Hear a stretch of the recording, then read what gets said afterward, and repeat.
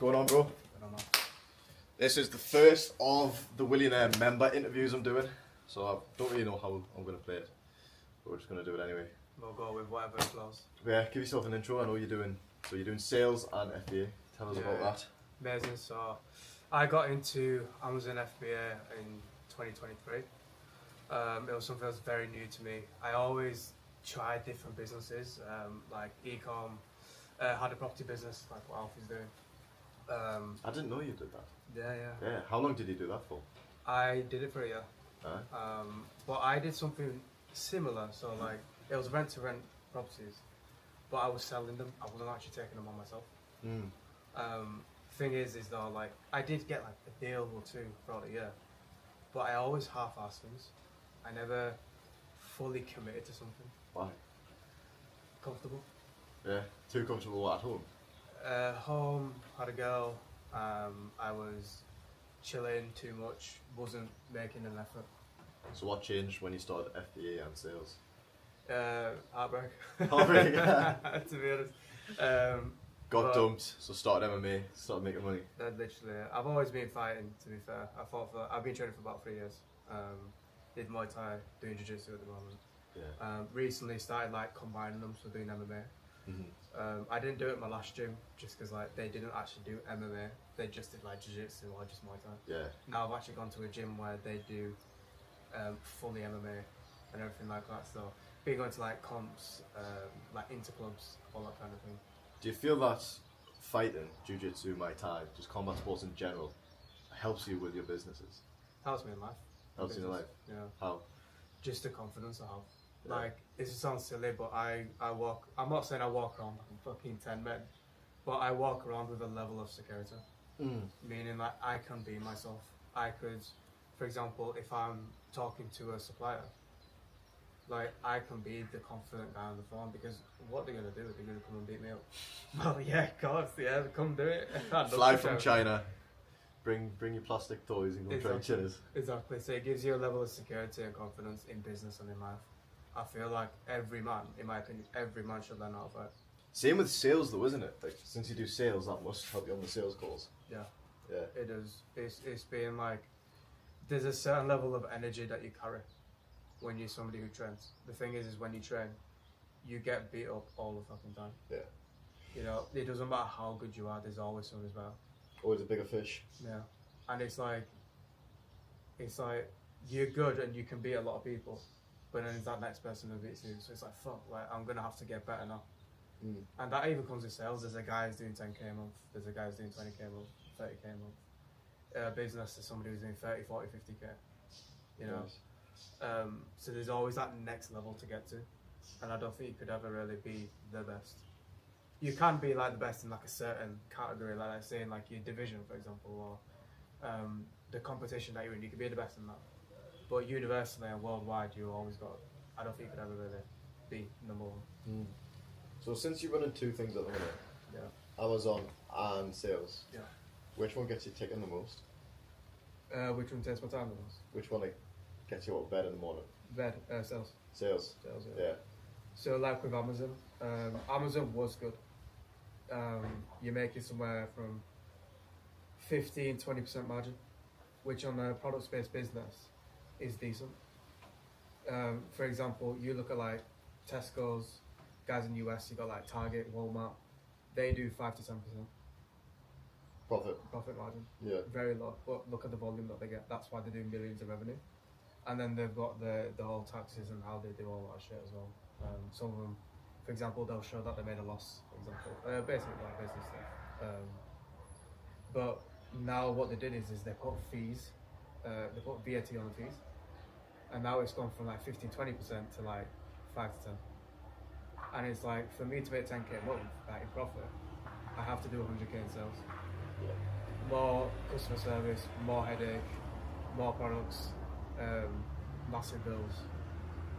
Whereas if I was to just be in somewhere like sales or a service-based thing, I could just make 10k and that's all I have to do, just consult and talk to people. 10k chill. Yeah, literally. Less headache, so for me it's like a case of where I am doing quite well with Amazon, but is it worth my time?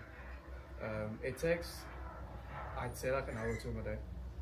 just because I understand where the products are, how to find them, what's a good product, what sells, and everything like that. So I know how to run the business. And it's a case of where sales is now a skill for me to get better at communicating, to meeting guys like you. I would have never met you guys if I didn't do sales. That's true. You know, so it's like. I mean, even though you do Amazon, I think we probably still would have crossed paths. Even if it wasn't in November, I think we probably would have bumped into each other. Maybe even next year. Yeah, at some point. But then I would have missed out on all this stuff. Yeah. So you've been on 2 events now. You came to the Snowdonia Mastermind and the Marbella trip. Yeah. What's been your favourite?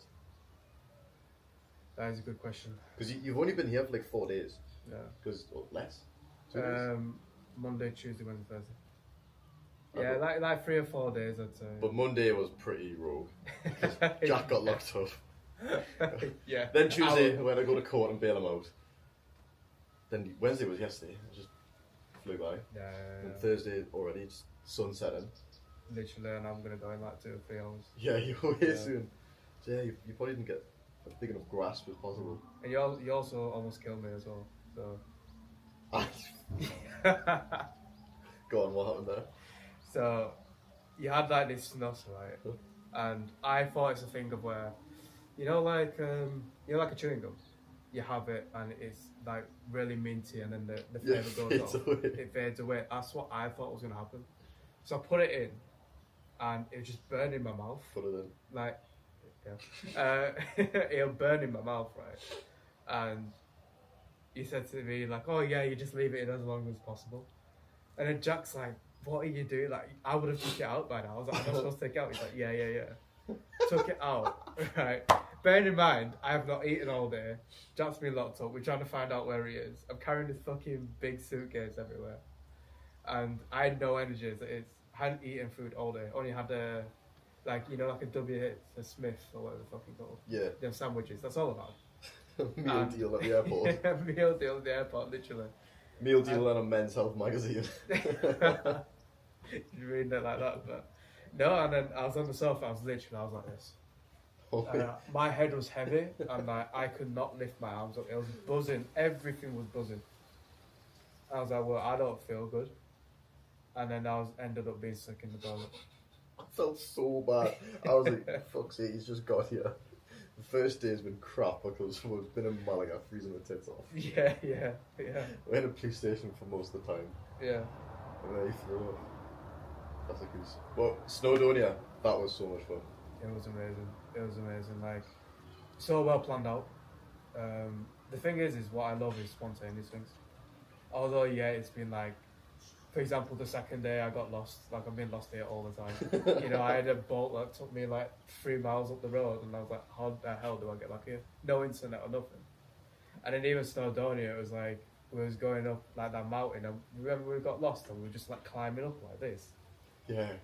And it's like, it was just me and you, wasn't it? So yeah. I think it was me, you, and Ish, the camera guy. Me, you, and Ish were just going up that side of the mountain, and we were like, "Where the fuck are these gone?" And all the way here was, "Well, cars." Like, all right, maybe they're not up here. Yeah. Maybe we've gone the wrong way. It was hard getting back down from that though. Yeah, it was. I remember having do you remember the hand warmers that I had? Oh, yeah. And like we were like sick. And I've got like a plan. I'm gonna put these hand warmers in. It's gonna warm up. The hands are gonna be good because the top was like icy as fuck. Like I didn't actually make it to the top. I was like where the stairs were. I was a stone throw away, but because I had these on, and like I don't know if you can tell, but barely any grip on them. They have a little bit, which is all right for like this floor, but when it's like solid ice, I can't move. So I almost made it. So you have to Photoshop me in the little Photoshop you. Yeah, but it was just like on the way down. It was like I was literally just on my bum, just sliding down. Yeah, I was sliding down on yours. Sliding down, and then it was just a long ass walk back to the car. Bear in mind, we haven't even eaten much. Oh, and then we went back to the house, and the underground heating stopped working. Yeah. House was. Do you remember the house was absolutely freezing? Yeah, I got fined. Really? I got fined like £500 because there was we left too much rubbish there, and the hot tub, half the water was out of the hot tub. I don't know how. What did I know? We fucking junk it or something. But one of my funniest things from Snowdonia trip was Ben was so cold, he went in the hot bath. Yeah. Yeah. He fell asleep in the hot bath. Woke up like 4 hours later in freezing cold water. Yeah, I remember that. He was like, he told us in the morning. He was like, "Oh yeah, like I was in the hot tub and I was just so tired from the hike and stuff that I just fell asleep and I woke up in the freezing cold water and everything." Probably woke up bricked up to be fair. Yeah, I was eating my breakfast, bro, and I heard that and I was like, "What? Wait, are you sure that actually happened?" Oh, Out of the guys who you met at Snowdonia, who would you say like you clicked with the most? oh, that's a tough question because the thing is with the lads, like they're so outgoing. Yeah, Like you can click with everyone. Like no exceptions, you can click with everyone. yeah, And that's what I love about William. It's just everybody's just a fucking lad. yeah. We're all on the same journey of self-improvement in business, in life, with the way we look, with relationships and all that kind of thing. If I had to put it on someone, I don't want to be biased and say you, but I feel like it is. It is just because like I feel like we're very similar. Yeah, Fighters, business, just like getting in shape, self-improvement. There's a lot of similarities that we have. I think the only difference is like I'm from Leeds and you're from Newcastle, and it's like Leeds, Newcastle. Leeds. We've got a better football team. You do, to be fair. Yeah, of course we do. You do. I can't argue on that one. Yeah, it's like a hand-picked circle of like friends, isn't it? Yeah. But everyone's a little bit weird in their own way. Everyone's got their unique like talents and things. Like, for example, like you've built within there. Someone like Jack is like a fucking killer at sales. I'm somebody who's an e-com. You know, if you want to learn about something new, there's everybody there. Luke's there, Ned's there. They're like Ned's a pro bodybuilder. Luke is like the best fucking strength and conditioning coach, which I use even myself as well. Yeah. I work with Luke. So you work with Luke. Yeah. He's your fitness coach. Is Jack mentoring you as well? Yeah. Jack's mentoring you sales. So besides Jack with sales and Luke with health coaching, have you worked with any of the other boys? No, I haven't. No. Just them two, nice. No. Well, like the thing is like just I met them through you, and it's like for example, like with my sales, I was on an offer and I was doing shit. Like I probably did like 1K incomes a month. Now it's like I'm on an offer where it's a new offer, but it's for like a very big respected guy in trading space. So the potential of it is really high. But even with the quality of leads that they have, which is terrible, I'm not gonna lie. I'm not somebody who's like externalizing, being like, oh, these are shit. But they are like Indians, the Africans. So they're not great, but I'm still closing. Yeah. And it's because of the skills I got from John. Is it?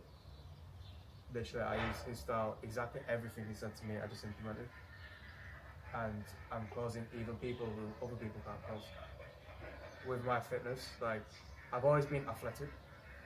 I've never looked athletic. I've always looked skinny fat.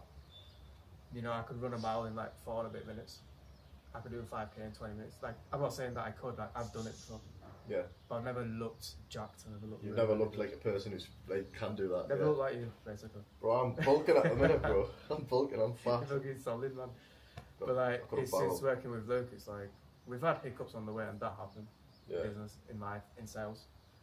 But I'm in such a better shape, Regression, mentally and physically, Yeah. just by working with them. And I've only achieved that through being a millionaire. I wouldn't have known it. I would have known them, but the relationship I have with them wouldn't be as strong as if I wasn't a millionaire, essentially. Well, hopefully you'll meet him in person if we ever get together in Thailand. That'd be sick. That's the plan. I do want to come to Thailand. I'm going to Morocco in April. In April. And I want to just really get back. I've learned a lot even being here from like Jack and like Alfie and Maha and everybody and even yourself. That when I get back, it's just like fucking locking, get the work done. Ramadan's here, locking, fasting, and it's just when it comes to April, that's another like networking thing, like personally to myself. But then it's just having like plans of like Thailand, for example, and meeting guys out there. That's like the Muslim group, isn't it? Yeah. Nice. they're like Muslim, like I won't go into it too much, but they're like Muslim, like entrepreneur salespeople. So That's pretty cool. We're 2 months into 2025. yeah, Nearly 3. yeah. What can you say? What's this year got in store for you? A lot, man, a lot. New physical shape. Plan is just to cut right now. I'm already like slim. I'm getting even slimmer, ready shredded, and then just bulk on that and just look like fucking lean. I want to compete a lot. Yeah. I want to be able to fight a lot as much as I can. I always had like this fear of fighting for a while. Like reason being is because when I had BJJ comps before, I always lost. I'd always not like a lost first thing, but like I'd win somebody and then I'd lose somebody. I never got gold or silver or bronze or anything like that. And it's like this year I just want to get so good at it. I do care if I lose, but I don't mean in that I will still continue. Yeah. I will still always go and fight. I will always go train. I respect that a lot. I think I lost 4 fights in a row, like back to back. Really? Yeah, and I was like, fuck. I was absolutely devastated, and they were all super close fights. They were all splits. And I thought I won them all. I watched them now, and I still thought I won. The thing is, it's like even though you like let's say the judges say that you lost, when you're in that fight, you feel like sometimes even when you're getting hit loads, you feel like you're doing a lot. Yeah. I don't know if you get that too. You feel like you've won. Yeah, literally. And when I was in that position, I realised that most people would hang their gloves up now. Most people would be like, oh, I'm not risking losing a 5th fight in a row. So they would hang their gloves up. But for me, I was like, made me want it even more. And I'm looking forward to having another fight. Yeah, when's the next fight for you? I don't know. Well, I'm bulking at the minute. I'll cut down in April. Probably over like 3 months slowly. See what my weight's looking like. I'll be very fit. And then if it makes sense, it makes sense. Yeah. I'm not putting any rush on it. I'll not fight in the UK. It'll be in Thailand. Where it's just, Thailand, you'll get a lot of like good fighters. I was just way more relaxed. Like for me, it was the pressure. Like I get so fucking nervous, bro. Like I'd be sweating in the changing rooms. Yeah. But in Thailand, it's you just turn up and you just fight. You just fight. Like in sparring, I was sick. Like I used to spar and beat pros at sparring, and then I'd fight someone else who's just had 4 fights as well, and I'd just be stuck in the mud. Yeah. You know. Yeah. I think that's something I've probably overcome this year last year without even realising. Yeah. That's the thing. Like it takes. Like I always believe that you're in exactly the perfect place you're meant to be in. You know, and it's like you overcome these things with given time, through trials and tribulations that you have. For example, like perfect, like you could have literally, you had every excuse to lose 4 fights in a row. Even I've been there with BJJ comps where I actually did the opposite. I stopped. But where did that get me in here? Nowhere. And I still get beat in the gym now. Yeah. And it's like, for me, I'm like, through being with you guys, I've seen the level of discipline, the level of how you guys work.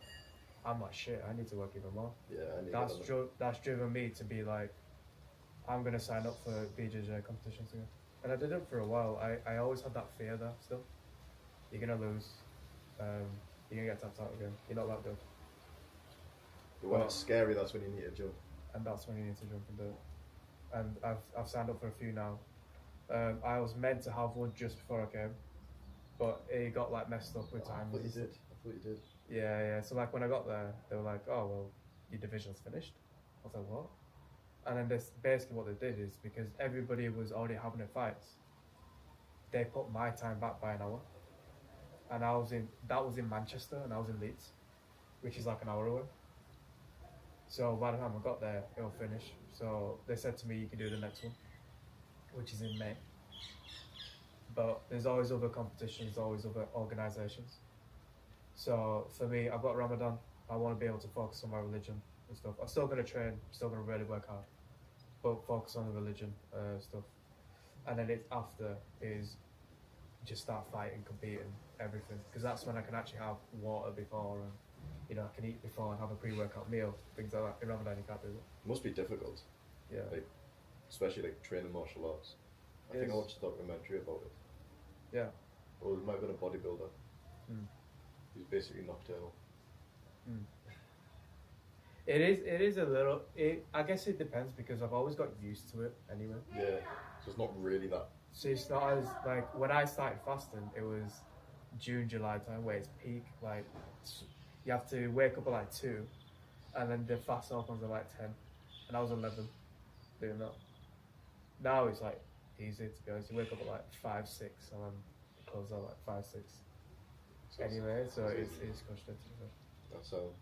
What about this year with business? Where do you see yourself going? Yeah. So with the Amazon business, I'm taking like a back pedal on that, meaning like I'm not going to focus on it as much. It's just more of something like an income stream. Keep it at a certain level, put like an hour a day into it or something like that. But all my focus is going to be being on a really good communicator, being really good with closing, being really good with sales. So when I go into maybe e-com, I might start my own offer into something of what I want to do. I can just close like that. Yeah. Just like these guys can do, like Jack or Jamie, for example. But the goal for me, and I will hit it this year, is 20k a month. 20K In a 1 month. month. Easy, bro. Easy Yeah. for you. I've got the skills, I've got the confidence. I know I can do it. It's just a case of the offer and just doing it. Just doing it. Just letting time pass. People think like I've had this where you want the money now. Yeah. You know, that's why we always try about 100 different things. But if you've got, there's two things, it's the vehicle and the entrepreneur. If the vehicle can make you 20k a month, you as the entrepreneur is a 20k a month person. You act out of that. It's just a matter of time before it happens. So it's not a case of if, it's when. I would say, I wrote this down in my journal and I said, I would say it's a matter of time, but it's not. It's a matter of hard work, diligent decisions, and a relentless attitude towards discipline. Yeah. Or discipline. You need to get a refund on that. Oh, bro, I need a fucking new arm. Yeah, you do. Hey, man, I wouldn't trade these arms for the world. No, man. But yeah, nice one, Cass. Have you got any advice, any lessons to your younger self, and any sales pitch to people wanting to join with you now? So, advice, there's a lot I can say, man. I'm not gonna be like, I've been through the trenches and I've had a shit life, but I've learned a lot from my years. Quite young, I'm 23, and I've got a lot of life to go. If I could pin it onto one thing, is life is meant to play out for your story. Everybody has a unique story, and the more risk you take, the more stories you have, the more attractive you are as a person. Like that. Not just like as in just women in general, but people in general. Yeah. Look at someone like Andrew Tate. Why does everybody love him? Because of the stories that he can tell. He's been fighting, he's gone through shit, he's eaten shit for a long time. Now he's a multi-millionaire, billionaire, wherever he is. And people listen to him because of the stories and the risks he took. So I think if you're eating shit right now, like even I'm in that situation, and we all are, realistically, we're not where we truly know where we're meant to be. Absolutely not. And it's like, we're in that too, and you just have your unique story. So enjoy it. Enjoy it. Enjoy it. Enjoy it every single day, even if it's gone.